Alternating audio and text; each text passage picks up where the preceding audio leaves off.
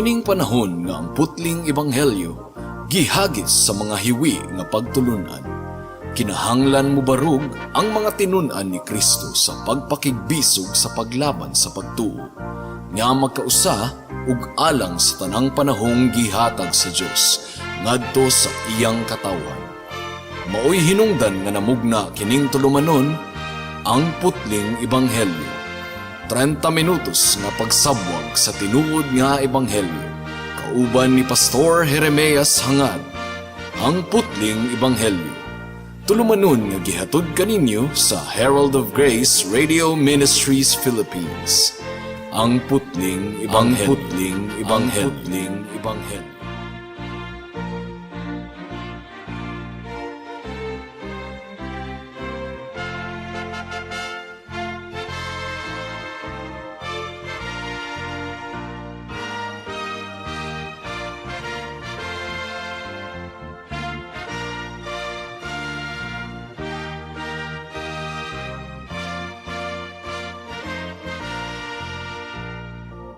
Alang sa pagpamalandong sa pulong sa Ginoo ning takna sa kahaponon atong pag-aablihon ang Marcos kapitulo 5 bersikulo 21 hangtod sa 23. Marcos kapitulo 5 bersikulo 21 hangtod sa 23 ug dunay lain nga sugilanon gikan sa 24 hangtod sa 34, dili nato na basahon mga kaigsunan, pero ang sumpay anaa sa 35 hangtod sa 43. So mo kini ang atong basahon ning takna sa kahaponon.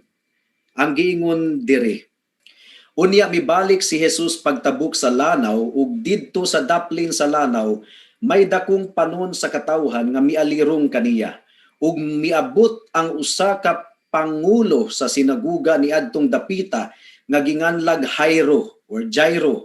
Sa pagkakita niya kang Jesus, mihapa siya sa tiila ni Jesus. Nagpakiluoy siya pag-ayo nga nag-ingon, ang akong anak nga babayi nasakit ug naglisod na.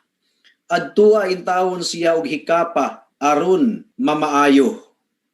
Og mulaktod ta sa verse 35 hangtod sa 43 ang giingon diri, samtang nagsulti si Jesus niini may mga sinugo nga miabot gikan sa balay ni Jairo ug miingon kaniya, patay na ang imong anak, nganong imo pamang samukon ang magtutudlo.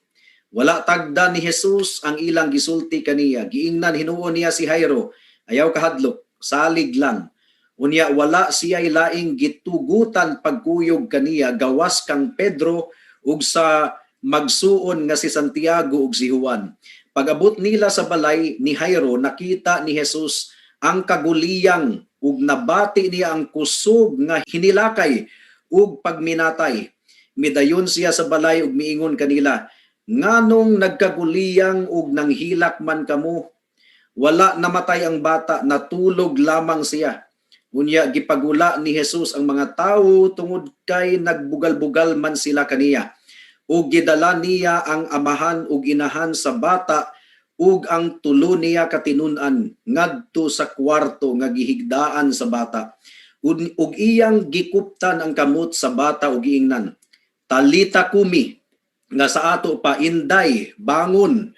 Diha-diha ang bata nga nagpanuigon ug napulog duha ka tuig, mibangon ug milakaw, ug hilabihan gayud ang ilang kahibulong sa nahitabo. Apan sa higpit gipahimangnuan sila ni Jesus sa dili pagsugilon kang bisan kinsa mahitungod niini ug gisugo niya sila nga pakanon ang bata. May the Lord bless the reading and short meditation of His Word. Magampo una kita. Salamat o Dios once again sa kagawasan nga imong gihatag kanamo sa pagpamalandong sa imong pulong. Hinaot o Dios nga imo kining panalanginan o gamiton nimo kiniingon nga instrumento sa kaluwasan sa mga wala pa kang Kristo ug paglig-on sa pagtuo sa mga kaigsuuna namo diha kang Kristo. Mao kini among giampo gipasalamatang daan sa ngalan ni Jesus. Amen. Now niini nga teksto nga atong gibasa ning takna sa kahaponon mga kaigsunan, makita nato dinhi ang pag-ayo sa atong Ginoong Hesukristo sa anak nga babayi ni Jairo, si Jairo, pangulo sa sinaguga. ug kini nga sugilanon gibatbat usab kini ni Lucas ug ni Matthew, ug ginganlan kining tawhana og Jairo, usa ka ruler sa sinaguga or pangulo sa sinaguga. Ang sinaguga, mga kaigsuunan, gidumalaan kini sa kining gitawag og Board of Elders, ug si Jairo miyembro ni adtong Board of Elders. Ug kining si Jairo posible kini nga impluwensyado kini nga tawo ug dato usab kini nga tawo adunahan. Apan karon nakita nato siya nga anaa sa dako kaayong panginahanglanon. You see, bisag unsa ka dato ang usa ka tawo, moabot gayud sa punto nga mahimong dako kaayo ang iyang panginahanglanon. Ang iyang 12 anyos nga batang babayi, the only daughter nga iyang gihigugma o gimahal, nagmasakiton og himalatyon. O gitawag ni Jairo ang iyang anak nga little daughter. But pasabot, she was really precious to him. Ang tulo ka ebanghelyo ni Marcos, Mateo ug Lucas nagpakita nga kining si Jairo aduna gayoy dako kayong pagtahod sa atong Ginoong Hesukristo. Ang giingon ni Mateo, miduol si Jairo kang Jesus ug misimba, ug si Marcos ug si Lucas nag-ingon nga mihapa siya sa tiilan ni Jesus ug misimba. Ug nagpakita siya og dako kayong pagtuo sa atong Ginoong Hesukristo. Kaya ang giingon sa Matthew chapter 9 verse 18, ang giingon diri, samtang nagsulti si Jesus niini, miduol kaniya ang usa ka opisyal, miluhod sa iyang atubangan ug miingon, bag-o pa lang namatay ang akong anak nga babayi, apan adtua ug hikapa siya ug mabuhi siya. So aduna siya dakong confidence nga may gahom si Kristo sa pagbuhi, pagbanhaw sa iyang anak. And it is remarkable, mga kaigsunan, gumikan kay niining puntuha, wala pa'y naka-record nga adunay gibanhaw si Kristo gikan sa mga patay. Mao pa kini ang pinakauna nga panghitabo, mga kaigsunan. Ug ang bersikulo 24 nga wala nato gibasa kaganina, nagsulti ka nato nga si Kristo mikuyog kang Jairo padulong sa ilang balay, pero adunay break or pause sa sugilanon, gumikan kay aduna pay usa ka babaye nga adunay talinugo sulod sa pipila ka mga katuigan nga mihikap sa laylayan sa biste ni Jesus ug naayo. Lahi na pud kana nga sugilanon ug dili nato kana pagapamalandungan ning takna sa kahaponon. Pero makita nato, mga kaigsunan, nga ang gibati ni Jairo niini nga taknaa, grabe kayo ka lisod. Gumikan kay ang mga bagang panon sa katawhan naghuot sa atong Ginoong Hesukristo. Subot pasabot ang lakang sa atong Ginoo, hinay gayud kayo, luya, gumikan sa bagang mga panon sa katawhan. Dili sila kapaspas og lakaw. Ug gadali na gayud kini si Jairo, gumikan kay ang iyang anak nga babayi himalatyon na. Now to make the matters worse, mihunong pagayod si Kristo, gumikan kay namatikdan niya nga adunay gahom nga migawas gikan kaniya, at gumikan kay ang babayi nga adunay talinugo naayo pinaagi sa gahom sa atong Ginoong Hesukristo. So kinahanglan masabtan nato nga importante gayud kaayo ang oras alang kang Jairo. Nalangan kayo sila gumikan sa bagang panon sa katawhan o gumikan sa nahitabo sa babae nga adunay talinugo. Importanteng masabtan nato kini aron atong makita ang background niini nga sugilanon. Mao nga ang giingon sa Marcos kapitulo 5 bersikulo 35, nalangan man gyud kayo sila, adunay mga sulugoon si Jairo nga gikan sa iyang balay nga miduol kaniya ug miingon, samtang nagsulti si Jesus niini, may mga sinugo nga miabot gikan sa balay ni Jairo ug miingon kaniya, patay na ang imong anak, nganong imo pa mang sabukon ang magtutudlo. So you see, nahugno ang pagbati ni Jairo because finally ang iyang anak namatay na gyud. Ang gisulti sa mga sulugoon ni Jairo, mao gyud kadto ang nahitabo. They were matters of fact. Gumikan kay ilang nakita lamang ang panghitabo as it is. Mga kaigsuunan, ug unsa ang ilang nakita? Patay na ang imong anak, nganong imo pa mang sambukon ang magtutudlo. Samtang buhi pa ang anak ni Jairo, aduna pa siya paglaom. Apan karon patay na. tapos na ang kinabuhi. Ang isyo sa pagka-misteryoso sa kinabuhi o kamatayon, nakita nato ni ining kapanghitabo mga kaigsunan. Ang giingon sa verse 39, gilarawan ni Kristo ang kamatayon ingon nga pagkatulog. Ang lawas nagahigda for a period of time, inactive, silent, bugnaw, apan ang iyang kalag mibiya gikan sa iyang lawas. Walang biblical support sa kining gitawag og soul sleep mga kaigsunan, nga ang tawong patay mura ra kunog natulog ug wala nay consciousness, dili na siya kabati bisag unsa hangtod sa adlaw sa pagkabanhaw. Dili ka na tinuod. Kay kung atong tun-an ang parable of the rich man and Lazarus after death, conscious pa si Lazarus ug conscious pa ang rich man, naganto siya sa init sa kalayo didto sa Hades. Now we have confidence that the moment that we will die, mo kini giingon sa Biblia, kung ikaw magtutuo kang Kristo, makauba nato si Hesukristo. 2 Corinthians chapter 5 verse 8 ang giingon diri, kita masaligon kayo ug palabihon nato nga mamiya kita niining lawasa ug makig-uban sa Ginoo. So to be absent from the body is to be present with the Lord.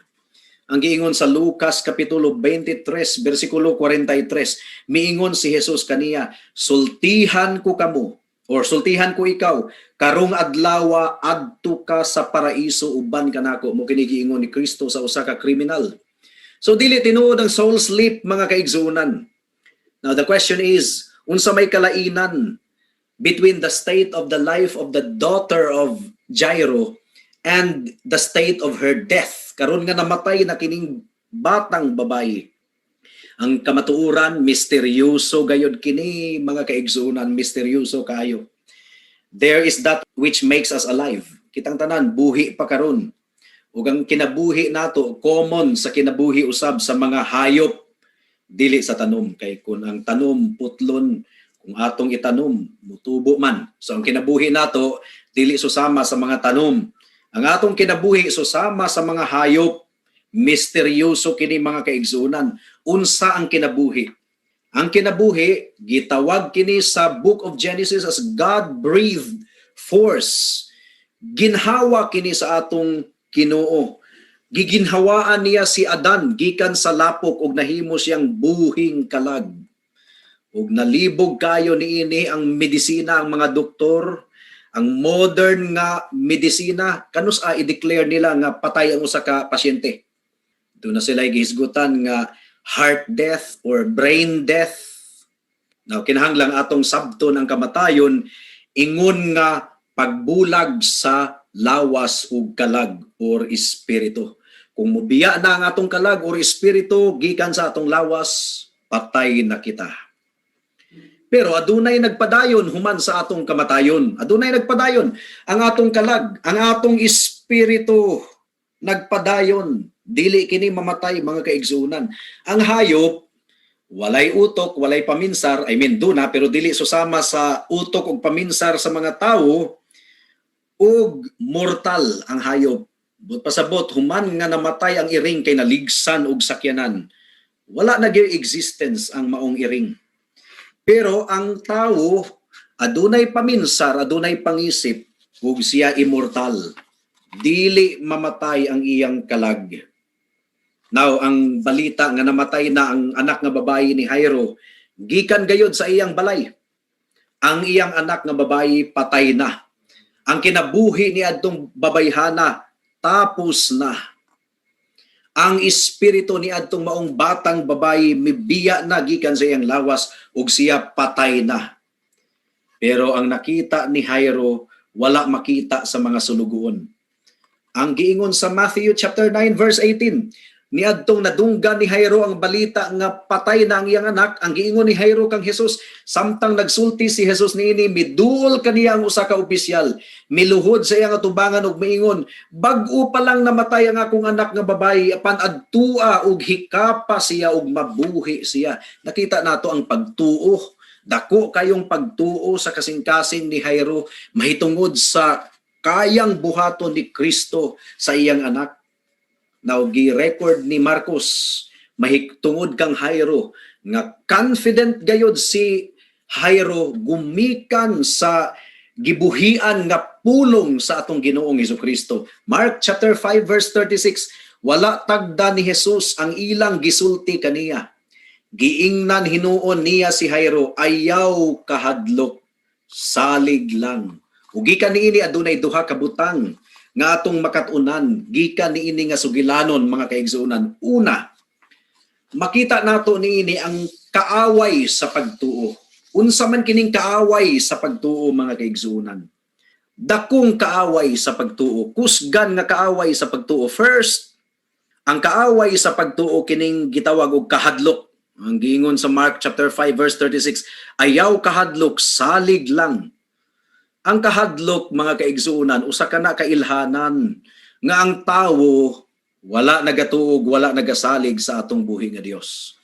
Pinadayag 21 bersikulo 8 ang giingon diri, apan ang mga talawan, you see, ang mga wala magtuo, ang mga malaway, ang mga mamumuno, ang mga makighilawason, ang mga salamangkero, ang mga nagsimbag mga Dios-Dios, ug ang tanang bakakon itambog sa linaw nga kalayo ug asupre, nga mao ang ikaduhang kamatayon. Number 1 is in the list, ang mga talawan. Gumikan kay ang pagkatalaw or kahadlok mga kaigsuonan, ilhanan kada nga ang tawo walay pagsalig sa Ginoo. Matod pa sa Genesis chapter 3 verse 10, ang lalaki mitubag, nadungog ko ang imong paglakaw sa tanaman ug giabot ako kahadlok ug mitago ako kay hubo man ako. Ug sa parable of the talents sa Matthew chapter 25 verse 24 to 25, ang giingon diri, unya misulod ang sulugoon nga nakadawat og usa ka puntil nga salapi ug miingon, Sir, nasayod ako nga istrikto ka kaayo. Nag-ani ka sa wala mo itanom ug naghipo sa wala mo ipugas. Nahadlok ako. Busa milakaw ako ug gilubong ko ang imong salapi sa ilalom sa yuta. Tanawa, sir, ania ang imong salapi ug gikondenar ug gihukman sa amo kadtong tawhana, gumikan sa iyang katalaw ug kahadlok. Ang pagkahadlok mga kaigsunan, nahitabo kini gumikan sa pagkabuta sa atong kasing-kasing. Gibutaan kita ni Satanas, gibakakan kita ni Satanas. Ang kahadlok, wala nagasalig sa pagkalabing labaw sa atong Dios. God's sovereignty. God works all things after the counsel of His will. Bisan pag ang mga panghitabo sa atong kinabuhi, sukwahi sa atong gilauman, hinumduman nato mga kaigsuonan, nga ang Ginoo walay aksidente sa iyang atubangan. Nagapanglihok siya sa tanang mga butang sumala sa iyang kabubuton. Busa walay rason nga kita mahadlok mga kaigsuonan. Ang kahadlok pod, nagadumili nga ang Ginoo adunay maayong tumong sa tanang panghitabo. Gumikan kay ang giingon sa Romans 8:28, all things work together for good to those who love Him and to those who are called according to His purpose. Si Jairo mga kaigsuonan, kinahanglan siyang mudangat ngadto sa lugar nga bisan pa og ang kamulo nga sirkumstansya sa iyang kinabuhi bugat kayo, kinahanglan gayod nga musalig siya sa atong Dios. Gumikan kay ang atong Dios kasaligan. So bukat ang unang makita nato niini nga sugilanon, ang number 1 nga kaaway sa pagtuo mao ang kahadlok. Ug ang kahadlok dulumtanan atubangan sa Ginoo. Gumikan kay ang kahadlok nagpakita nga ang tawo walay pagsalig sa atong buhi nga Dios. Now, ikaduha, unsa man ang kalainan sa pagtuo o dili pagtuo or pagkamatinuuhon o dili pagkamatinuuhon. Makita nato kini ni adtong midangat na si Jairo ug si Jesus ngadto sa ilang balay, sa balay ni Jairo.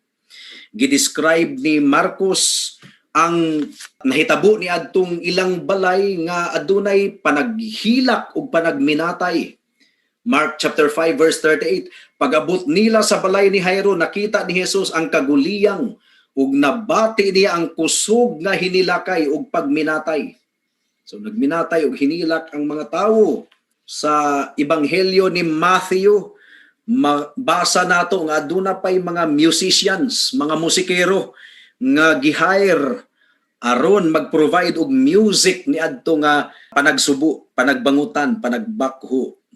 Matthew chapter 9 verse 23 ang giingon diri. Unya misulod si Jesus sa balay sa opisyal sa pagkakita niya sa mga musikero alang sa paglubong ug sa mga tawo nga nagkaguliyang. So dunay mga musikero.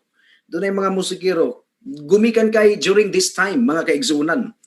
Uso man kaayo nga adunay mga professional musicians o professional nga mga tighilak sa haya sa patay. Uso na ni adtong panahona dunay mga professional crying men and crying women. And this explains nga niadtong miingon si Jesus nga wala namatay ang bata o natulog lamang. Grabe, paspas kaayo ang ilang pagkatawa. Gikan sa pagbakho kunuhay, gikan sa paghilak, mikatawa sila og durog ilang gikatawan si Jesus, gibugal-bugalan nila si Jesus. So dili tinuod nga sila nagbangutan. Mga professional nga mga tighilak kun dunay mamatay. Mao kadto ang ilang panginabuhi, mao kadto ang ilang pangita. Now, this marks the great contrast between Jairus and the others. Gumikan kasi Jairo, mituo kang Jesus. Jairus believed. The others, gikatawan nila si Kristo, gibugal-bugalan. Mo kini ang kinaiya sa mga tao nga dili magtotoo. Nagbugal-bugal sa atong buhi nga Dios. Si Kristo kuno og ang Biblia og ang iyang pulong dili kinahanglang seryosohon. Wala gayud nila makita nga si Kristo mao ang atong Dios ug balaan nga maghuhukom. Ang pagwali ngadto kanila binuang sa ilang pamati. Dili nila makita ang gahom sa atong buhi nga Dios. Unang Korinto kapitulo 1 bersikulo 23 hangtod sa 24 ang giingon diri, apan kami nagsangyaw kang Kristo nga gilansang sa krus. Kining minsahia dili madawat sa mga Hudiyo ug binuang alang sa mga dili Hudiyo. Apan niadtong gitawag sa Dios, Hudiyo siya o Griego, si Kristo mao ang gahom ug ang kaalam sa Dios. Si Jairo mituo ug misalig taliwala sa bugat nga mga sirkumstansya. Ug nakahinumdom kita sa nahitabo ni Abraham. Imagine ra guna ninyo mga kaigsuunan ang bugto nga anak ni Abraham nga si Isaac. Anak ni Abraham sa iyang katigwangon, gisugo sa Dios sa Abraham nga ihalad si Isaac sa Dios. Ingon nga halad nga sinunog didto sa bukid sa Moriah. Sakit kini alang kang Abraham. Ang panasayod si Abraham nga adunay saad ang Dios kaniya, so bisan pag iyang ihalad si Isaac, adunay paglaom si Abraham nga kaya sa Ginoo nga banhawon pag-usab sa Dios si Isaac nga iyang anak. Mao kini giingon sa Hebrews chapter 11 verse 17 to 19. Ang giingon diri, tungod sa pagtuo nakahimo si Abraham paghalad sa iyang anak nga si Isaac. Sa dihang gisulayan siya sa Dios. Si Abraham mao ang gisaaran sa Dios. Apan andam siya paghalad sa iyang bugtong anak, ingon nga halad sinunog. Giingnan siya sa Dios, pinaagi kang Isaac, makabaton kag mga kaliwat. Nagtuo si Abraham nga makahimo ang Dios sa pagbanhaw kang Isaac. Busa makaingon kita nga gidawat ni Abraham si Isaac gikan sa kamatayon. So, giingon ni Jesus kang Jairo nga ayaw kahadlok, salig lamang, because God is the Lord over death. Ang Dios adunay gahom batok sa kamatayon. Ug ang pinaka-elemento niini nga sugilanon mga kaigsuunan ang pagtuo. Kinahanglan gayod ang pagtuo ug pagsalig sa atong buhi nga Dios. Gumikan kay ang giingon sa Hebrews 11 verse 6, walay makapahimuot sa Dios kundili pinaagi sa pagtuo. Kay ang mudul sa Dios kinahanglan gayod mutuo nga adunay Dios ug gantihan niya ang nangita kaniya.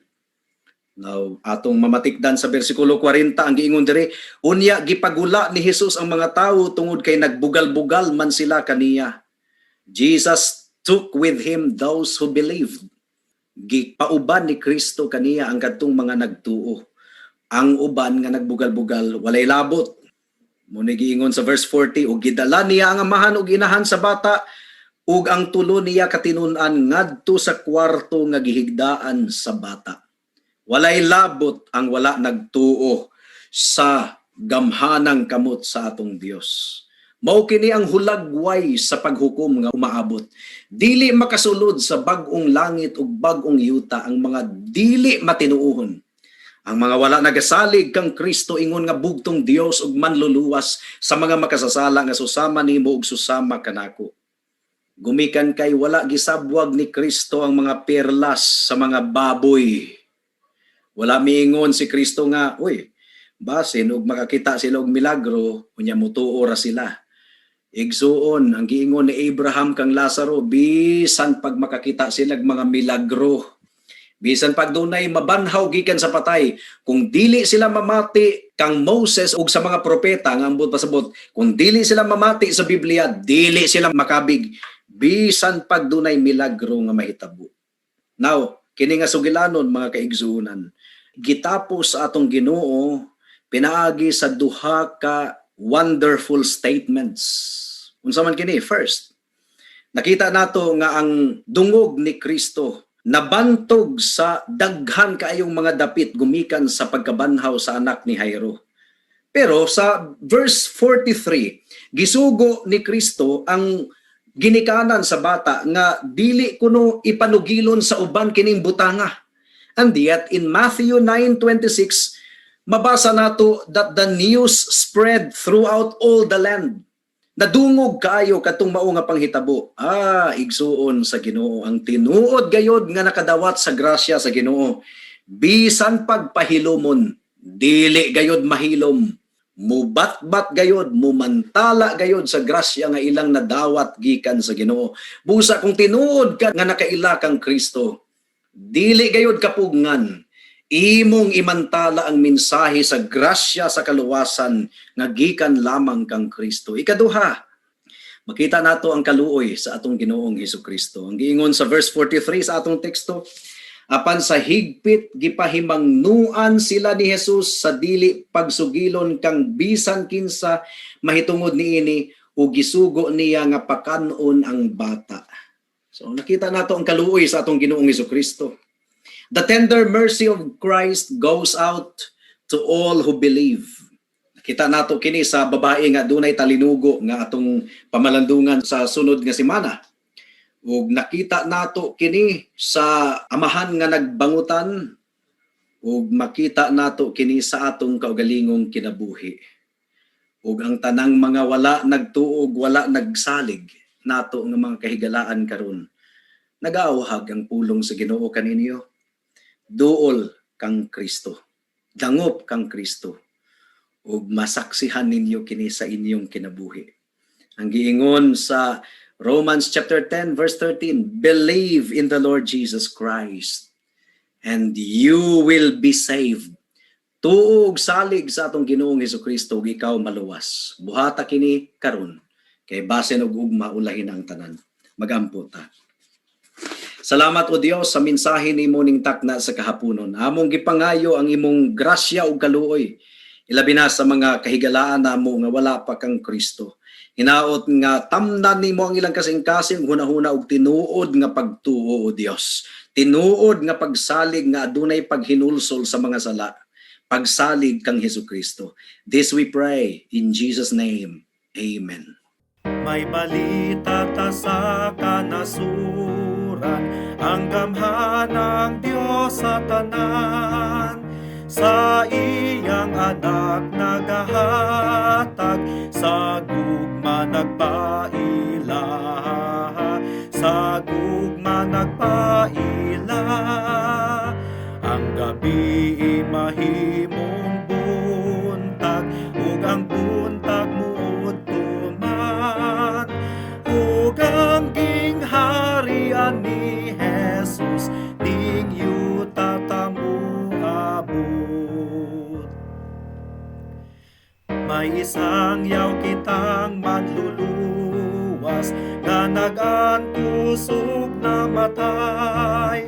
Aron sa tanan nga katawhan, mailhan ang matuod, mailhan ang matuod. Ang gabi mahimong buntag, ug ang buntag muudto man, ug ang gingharian ni Jesus ninyo tatamu